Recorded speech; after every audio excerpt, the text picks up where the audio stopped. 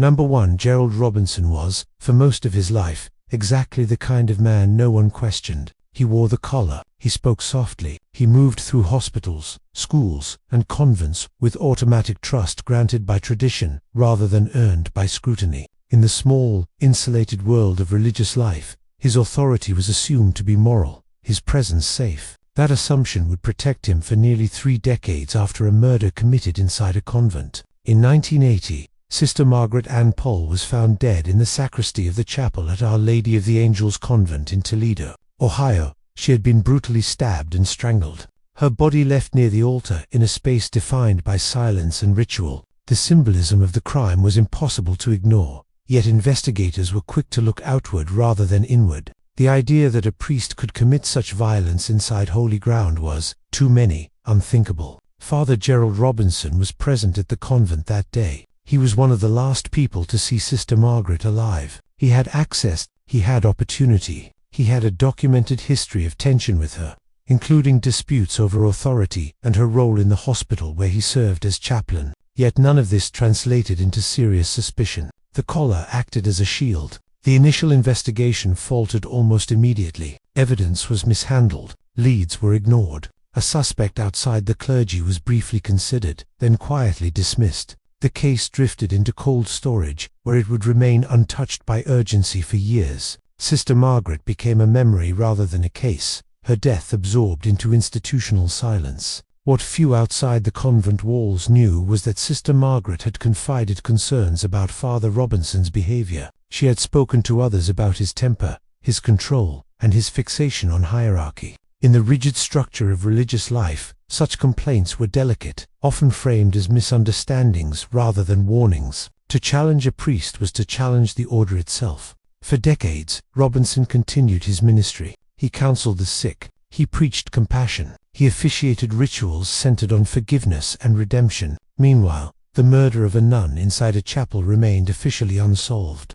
An uncomfortable anomaly no one seemed eager to revisit. It wasn't until the late 1990s, amid growing public scrutiny of clergy misconduct, that Sister Margaret's case resurfaced. A new investigator reviewed the file with fresh eyes and fewer assumptions. This time, the question that had once been taboo was asked plainly: who had the power to commit this crime and walk away unquestioned? The answer pointed back to the altar. Re-examined evidence revealed chilling details. The knife used in the murder had come from the convent kitchen. The wounds suggested familiarity rather than frenzy. There were signs of a struggle, but also of control. Witness statements, once dismissed, gained weight. Patterns of behavior emerged that had been invisible only because no one had wanted to see them. When Gerald Robinson was finally arrested in 2004, 24 years after Sister Margaret's death, the shock rippled far beyond Toledo. A priest, charged with murdering a nun inside a chapel, represented a collapse of moral certainty for many believers.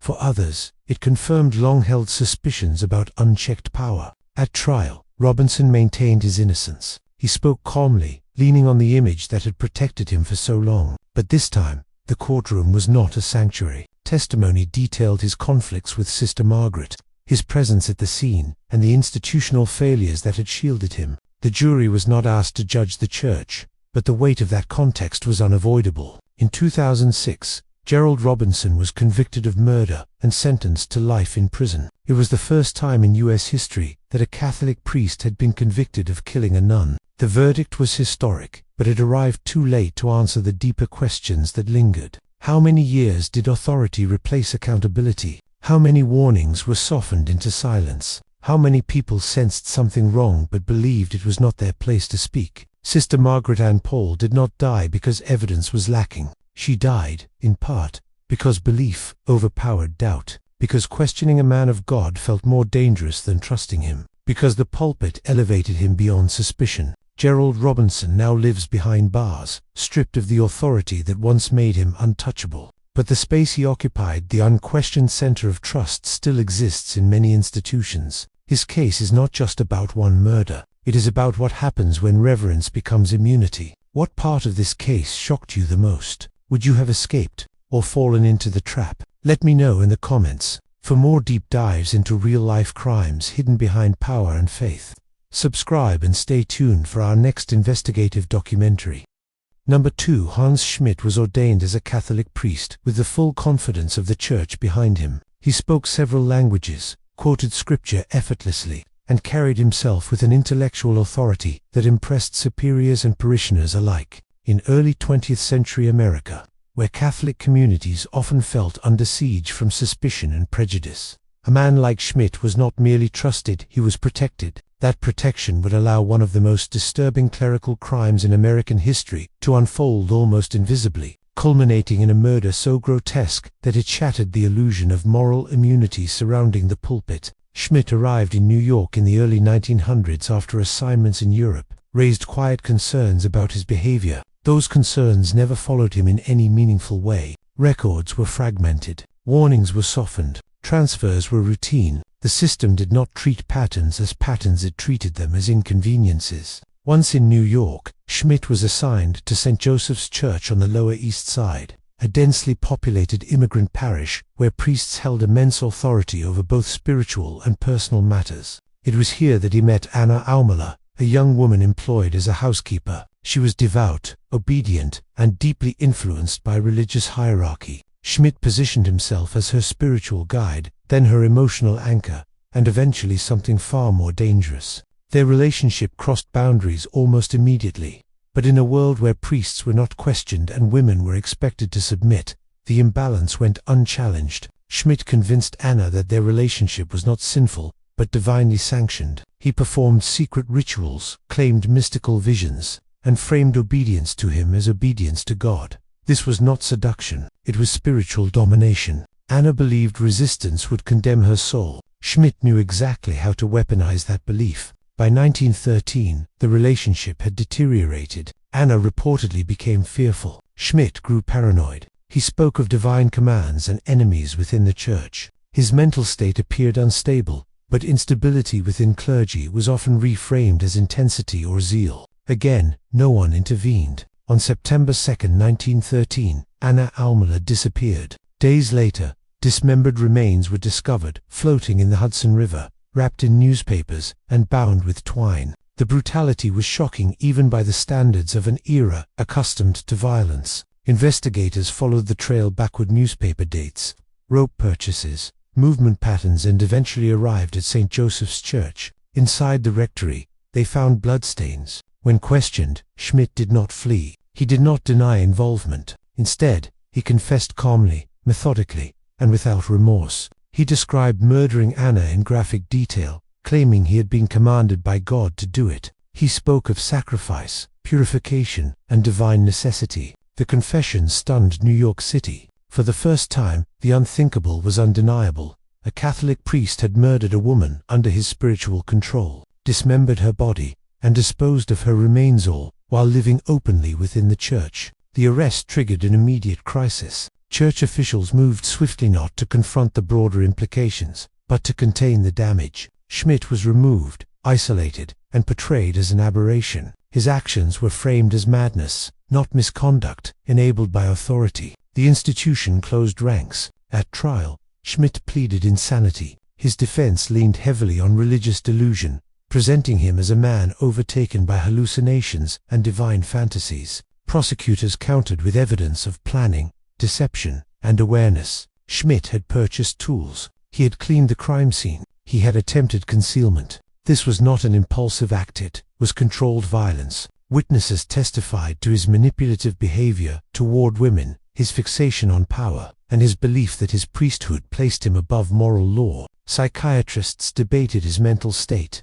but one fact cut through the arguments: Schmidt understood what he was doing, and he believed he would never be questioned. The jury convicted him of murder. Hans Schmidt was executed in the electric chair in 1916, becoming the only Catholic priest in U.S. history to be legally executed for murder. The state delivered justice, but the church offered silence. There was no institutional reckoning, no examination of how unchecked authority had facilitated the crime. Schmidt was labeled insane, isolated, and erased. Anna Aumala was buried quietly. Her name faded. What remained was the lesson no one wanted to absorb. This murder was not enabled by darkness, but by trust. Schmidt did not hide. He operated openly, shielded by the collar and the certainty that no one would dare to accuse a man of God.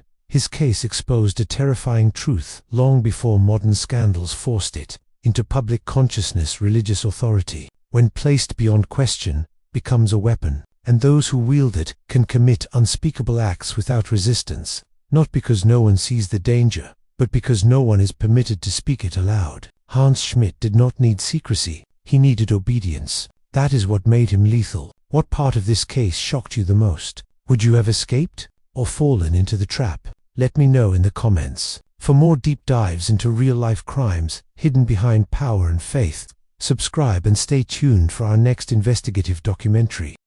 For decades, Ravi Zacharias was presented as the intellectual face of modern Christianity. He debated atheists on global stages, advised world leaders, spoke at the United Nations, and was welcomed into universities, churches, and political circles as a moral authority. His words were quoted by pastors, his books were taught as apologetic gold standards. To millions, he was proof that faith could be both compassionate and intellectually unassailable. What few were allowed to see was the private world he carefully constructed behind that public image. Ravi Zacharias did not build his power through fear or institutional hierarchy. He built it through reverence. He positioned himself as a wounded servant of God, a survivor of illness, a man whose suffering made him spiritually credible. That persona disarmed suspicion and attracted loyalty. Behind it, abuse flourished. As early as the 2000s, women connected to Zacharias began reporting inappropriate behavior. Some worked in massage clinics he frequented. Others were ministry employees or associates. Their accounts, separated by geography and time, followed the same pattern: spiritual manipulation, sexual coercion, and the use of faith language to justify control. Zacharias framed sexual acts as therapy. He framed secrecy as protection of God's work. He framed obedience as spiritual maturity. These were not misunderstandings. They were strategies. When concerns were raised internally within Ravi Zacharias International Ministries, RZIM, leadership chose containment. Complaints were minimized. Settlements were quietly paid. Non-disclosure agreements ensured silence. The institution's priority was not truth, it was preservation. Zacharias's health struggles became part of the shield. He was portrayed as frail, burdened, constantly under attack. Questioning him was framed as cruelty. Accountability was framed as persecution. Once again, faith became armor. In 2020, Ravi Zacharias died of cancer. Only after his death did the truth become unavoidable. Multiple women came forward publicly. Investigative journalists uncovered financial records, settlement agreements, and internal communications. Pressure mounted until RZLDIM commissioned an independent investigation. The findings were devastating. The 2021 report concluded that Ravi Zacharias had engaged in sexual abuse, manipulation, and spiritual coercion over many years, involving multiple women across different countries. The report stated plainly that his actions were egregious and that his ministry had failed to hold him accountable. There was no ambiguity. The evidence included corroborated testimonies, contemporaneous messages, and institutional records. The image collapsed overnight. Books were pulled from shelves. Speaking engagements were erased from archives. Institutions that once praised him issued statements distancing themselves. The same organizations that amplified his voice now emphasized that they had been misled. But time had already done its work.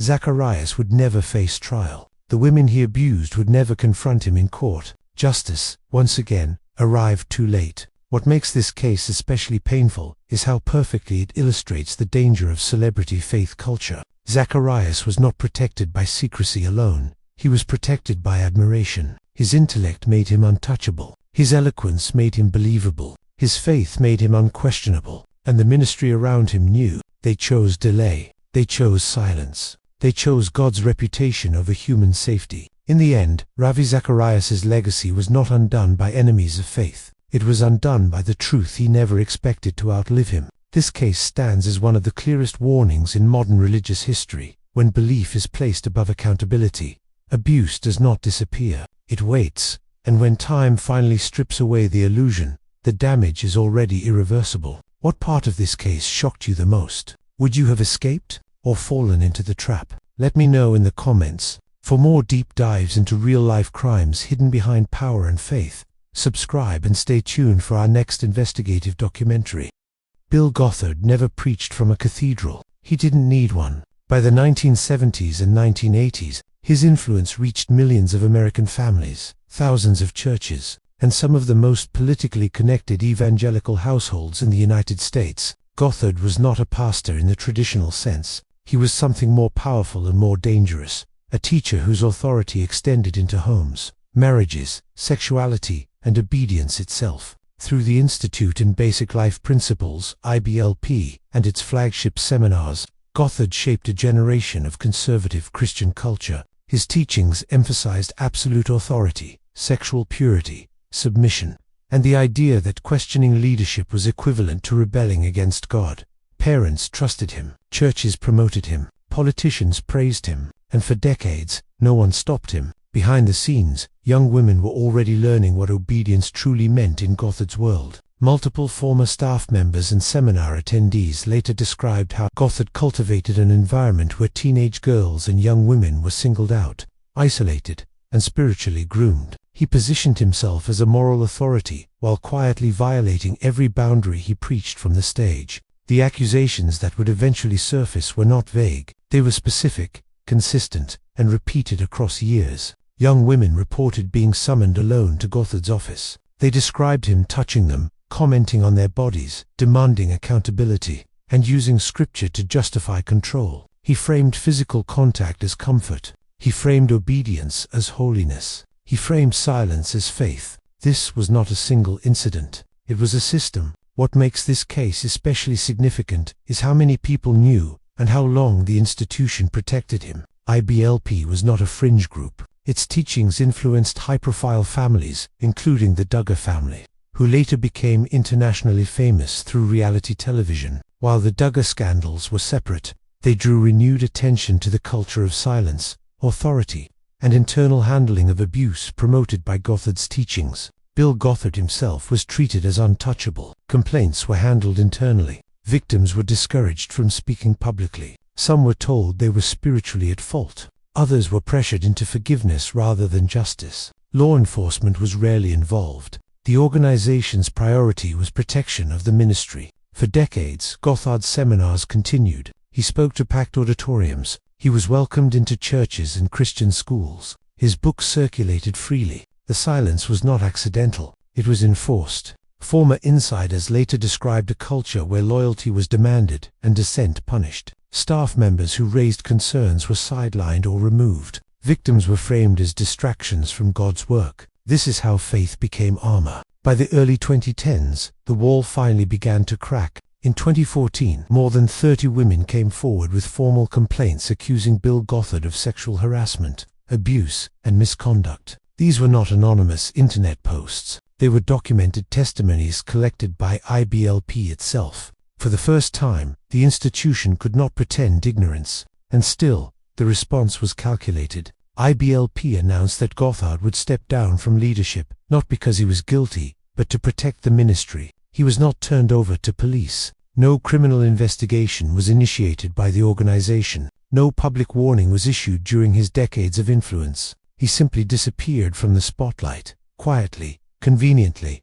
Time had done what courage inside the system could not. By the time the full scope of allegations became public, many victims were adults with families of their own. Evidence had aged. Statutes of limitations had expired. Gothard was elderly. Once again, exposure came after accountability was no longer possible. What makes this case especially chilling is how closely Gothard's teachings mirrored his abuse. He preached absolute authority and used it. He preached sexual purity and violated it. He preached obedience and demanded silence. Faith was not the cause of the abuse, but faith was the mechanism that allowed it to continue. The families who trusted Gothard were not naive. They believed they were doing what was right. They believed they were protecting their children from a corrupt world. Instead, they unknowingly placed that trust in a man who weaponized belief itself. This case demonstrates a core truth of this series. Institutions rarely collapse because of one abuser. They collapse because too many people decide protecting faith is more important than protecting people.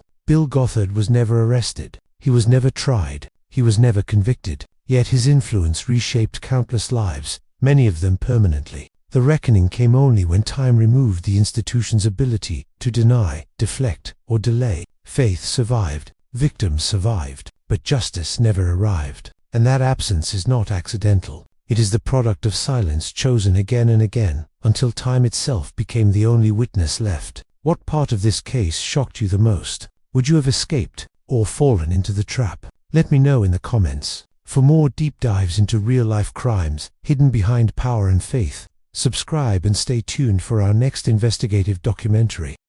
The Southern Baptist Convention called itself a family. With more than 13 million members, thousands of churches, and deep ties to American politics, it was not just the largest Protestant denomination in the United States.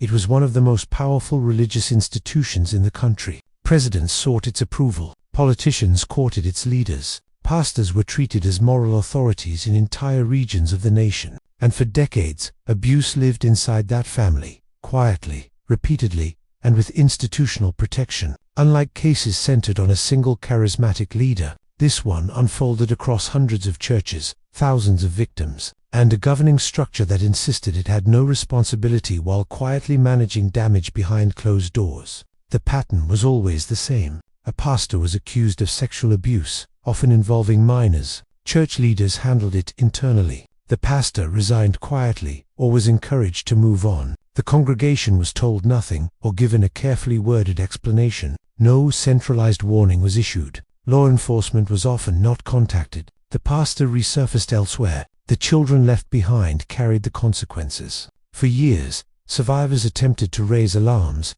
They were told the same things heard in every faith-based scandal. This will hurt the witness of the church. This is a private matter. Forgiveness is biblical. We don't want to invite lawsuits. The denomination publicly insisted it had no authority over individual churches, and therefore no responsibility. Privately, leaders tracked cases, emails, internal communications, and testimonies later showed that senior figures knew far more than they admitted. One of those figures was Paige Patterson, a former president of the Southern Baptist Convention and a dominant architect of modern conservative evangelical theology. Patterson was not obscure. He helped shape SBC doctrine, education, and leadership for decades. In multiple documented instances, Patterson advised handling rape and abuse allegations internally rather than involving police. In one case, he was recorded recounting how he discouraged a woman from reporting a rape to authorities, framing her endurance as spiritually virtuous. Those recordings were public.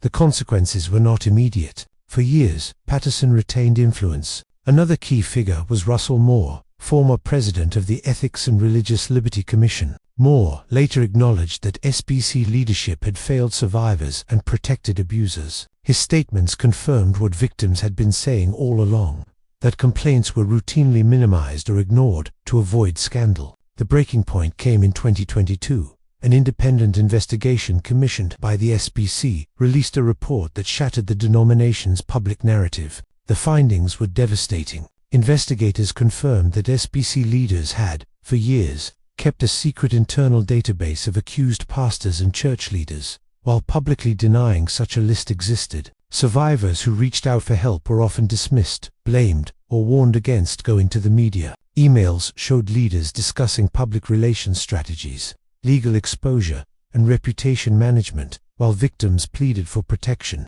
The report identified hundreds of pastors and church workers accused of sexual abuse, many of whom were able to move freely between congregations. The institution did not collapse because it lacked information. It collapsed because it refused to act on it. Famous names mattered because they gave the institution credibility and political power. The SBC had deep relationships with lawmakers, judges, and conservative leaders. That access created a sense of immunity, a belief that the denomination was too large, too important, too entrenched to be held accountable. Faith became leverage. Leverage became silence. Silence became policy. For survivors, the damage was not just physical or psychological, it was spiritual. Many lost their faith entirely, not because they rejected belief, but because belief was used to protect those who harmed them. They were taught that obedience mattered more than safety, that forgiveness mattered more than justice, that reputation mattered more than truth. By the time the SBC publicly acknowledged its failures, generations had already passed through its churches unprotected.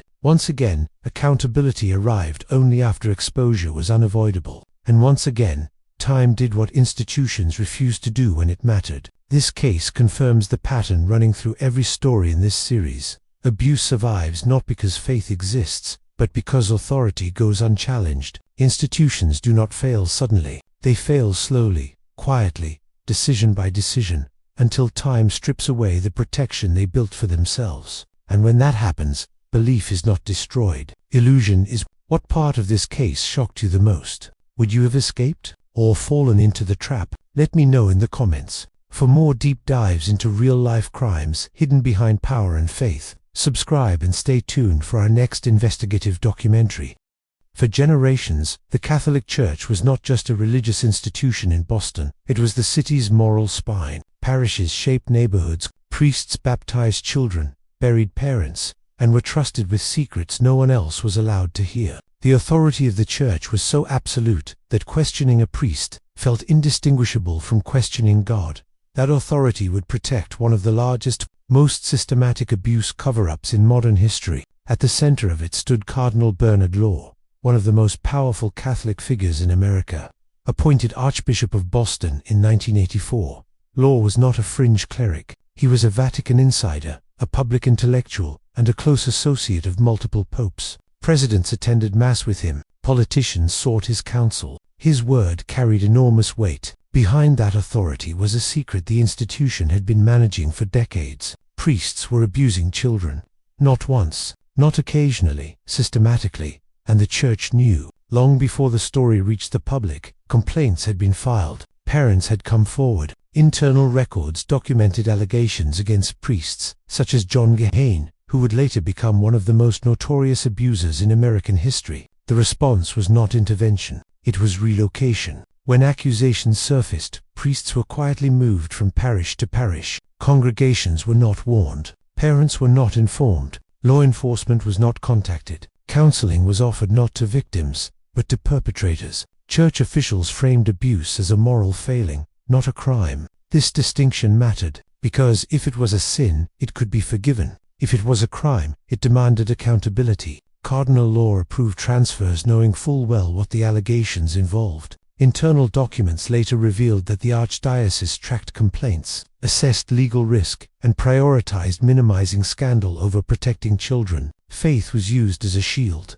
Victims were pressured into silence. Families were told not to damage the Church. Settlements were paid with strict confidentiality agreements. The goal was containment, not justice. This system worked for decades because the Church's authority was unquestioned. Then time intervened. In 2002, investigative journalists at the Boston Globe's Spotlight team uncovered internal Church documents proving that Cardinal Law and other leaders had knowingly reassigned abusive priests. The reporting was meticulous, evidence-driven, and undeniable. The scale of the abuse shocked the world. Hundreds of priests, thousands of victims, decades of concealment. What made the revelations devastating was not just the abuse itself, it was the proof that leadership had actively enabled it. Cardinal Law did not deny the facts. He defended the process. He claimed he had followed Church procedure, and in doing so, he exposed the problem. The procedure was the crime. Public outrage erupted. Protests filled the streets.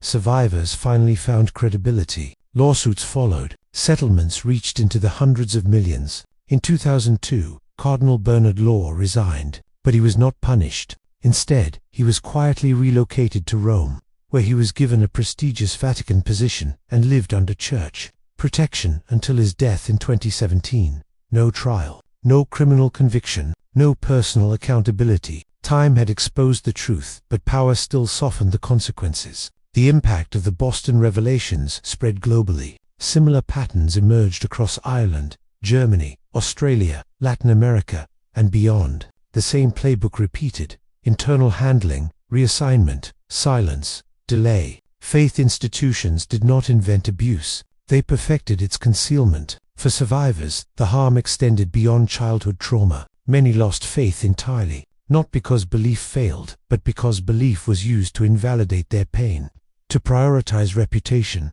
and to excuse the inexcusable. This case stands as one of the clearest examples of institutional failure in modern history, not because leaders lacked information, but because they had it and chose silence. Cardinal Law was protected by faith. The church was protected by tradition. The truth was protected by time, until time turned against them. And when it did, the illusion collapsed. Not suddenly, but completely. What part of this case shocked you the most? Would you have escaped, or fallen into the trap? Let me know in the comments. For more deep dives into real-life crimes hidden behind power and faith, subscribe and stay tuned for our next investigative documentary. Hillsong was not just a church, it was a brand. From Sydney to New York, London to Los Angeles, Hillsong sold modern faith to a generation that no longer trusted institutions. Its music dominated worship charts worldwide. Its pastors moved like celebrities. Its services looked more like concerts than sermons. At the center of it all stood Brian Houston. To millions, he was the face of global evangelical, cool, charismatic, confident, and seemingly untouchable. Politicians praised him. Celebrities attended his services. His influence stretched far beyond religion into culture, media, and power. Behind that image was a truth Hillsong spent decades trying to outrun. The story did not begin with Brian Houston. It began with his father, Frank Houston, a respected Pentecostal preacher and co-founder of what would later become Hillsong. Sexually abused young boys in New Zealand and Australia during the 1960s and 1970s. Those abuses were not rumors. They were confessed. Frank Houston admitted the abuse to church leadership, including his own son, and the response was silence. Frank Houston was quietly removed from public ministry, but his crimes were not reported to police. Congregations were not warned. Victims were left without justice. The church treated the abuse as a moral failure to be managed internally, not a crime demanding exposure. This decision would define everything that followed. Years later, Brian Houston rose to global prominence, transforming Hillsong into an international empire. The past remained buried, not forgotten, but protected, until time forced it open. In 2013, the Australian Royal Commission into Institutional Responses to Child Sexual Abuse began investigating how organizations handled abuse allegations. Hillsong was called to testify. Under oath, Brian Houston admitted that he knew of his father's abuse and that he had not reported it to authorities at the time. His explanation was familiar. He said he believed the matter had been dealt with internally. He said he was young. He said he was protecting the church. The Royal Commission did not accept that reasoning. In 2021, Brian Houston was formally charged by Australian authorities with concealing a serious indictable offence, specifically, failing to report his father's child sexual abuse. For the first time, the man who built Hillsong's image stood not as a spiritual leader, but as a defendant. The case shook the evangelical world. Hillsong leadership insisted the charges were unfair. Supporters framed Brian Houston as a victim of circumstance. Once again, faith was mobilized as a shield, this time to protect a global figure whose power had been built on moral authority. In 2022, the court dismissed the charge due to lack of evidence, proving criminal intent under the law at the time. Legally, Brian Houston walked free. Morally, the damage was irreversible. The trial exposed a culture of secrecy that extended far beyond one decision. Former Hillsong members and staff began speaking publicly about abuse, manipulation, financial misconduct, and authoritarian leadership within the church. Some allegations were criminal, others were systemic. All pointed to the same core problem: unchecked authority, protected by faith branding and celebrity status. Hillsong's response followed a familiar script: public apologies, leadership reshuffles, internal investigations, statements about healing and moving forward. But the brand had cracked. Brian Houston resigned from Hillsong in 2022, not because the truth was unknown, but because time made continued denial impossible. This case matters because Hillsong represented the future of global Christianity to millions. It claimed transparency, modern values, and accountability. Yet, when faced with abuse tied directly to its foundation, it reverted to the oldest institutional reflex: protect leadership, preserve reputation, delay consequences. Frank Houston died without facing trial. Brian Houston lost his platform but avoided conviction. Victims waited decades to be heard. Once again, justice did not arrive when it mattered most. It arrived when time removed the power to resist it. This is the lesson repeated across every case in this series. Faith does not corrupt. Power does. And when faith is used to protect power, time becomes the only force strong enough to expose the truth. Not quickly, not gently, but inevitably. What part of this case shocked you the most? Would you have escaped or fallen into the trap? Let me know in the comments. For more deep dives into real-life crimes hidden behind power and faith, subscribe and stay tuned for our next investigative documentary. He smiled from television screens across America, preaching prosperity, redemption, and divine favor to millions of households. Alongside his wife, Tammy Faye Bakker, he built PTL, Praise the Lord, into a religious media empire that blurred the line between worship and entertainment. Their broadcast reached more than 10 million viewers. Politicians visited their set. Celebrities prayed with them on air. Donations poured in daily. At the heart of Bakker's message was a promise. If you gave generously to God's work, God would bless you generously in return. That promise made Jim Bakker rich. The crown jewel of his empire was Heritage USA, a Christian theme park in South Carolina that mixed evangelical spectacle with luxury resorts, hotels, and timeshare programs marketed as lifetime partnerships with God's kingdom. It was faith, packaged as real estate, and it was built on lies. Behind the cameras, Bakker's operation was collapsing under its own weight. Money donated for religious programming was diverted to fund extravagant personal spending. Heritage USA sold tens of thousands of lifetime partnerships, promising accommodations that could never exist in the numbers advertised. Many donors would never receive what they paid for. This was not mismanagement, it was fraud. But before the financial truth surfaced, another scandal cracked the illusion. In 1987, a former church secretary named Jessica Hahn came forward with a story that shattered Bakker's moral image. She accused him of sexually assaulting her in 1980 during a meeting he framed as spiritual counseling. According to Hahn, Bakker used his authority in religious language to manipulate and silence her. The revelation exploded across national media. Bakker initially framed the encounter as consensual, but admitted to paying church funds to secure Hahn's silence. That payment alone violated federal law. For years, the institution around Bakker had protected him. Staff were pressured into silence. Questions were buried. The show went on, but time had turned against him. As media scrutiny intensified, federal investigators began examining PTL's finances. What they found was overwhelming. In 1989, Jim Bakker was convicted on 24 counts of fraud and conspiracy. The evidence showed systematic deception of donors, misuse of funds, and intentional misrepresentation. The man who preached divine blessing was sentenced to 45 years in federal prison, one of the harshest sentences ever given for white-collar crime at the time. His empire collapsed overnight. Heritage USA was abandoned. PTL broadcasts ended. Millions of followers were left stunned, angry, and spiritually disoriented. Many had donated savings they could not afford to lose, believing they were serving God.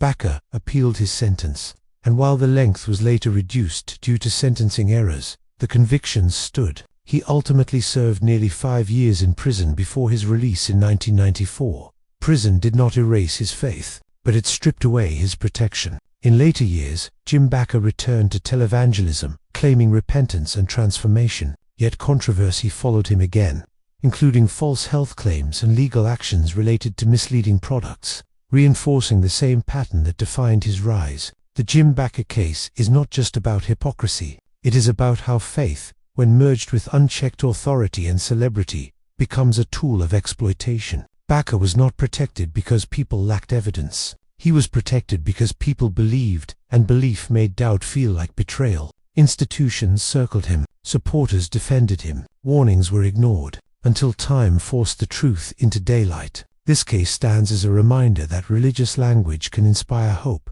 but it can also disarm skepticism. When faith replaces accountability, power goes unchallenged, and abuse thrives in plain sight. Jim Bakker was protected by belief, exposed by time, and remembered not for the sermons he preached, but for the trust he broke. What part of this case shocked you the most? Would you have escaped, or fallen into the trap? Let me know in the comments. For more deep dives into real-life crimes hidden behind power and faith, subscribe and stay tuned for our next investigative documentary.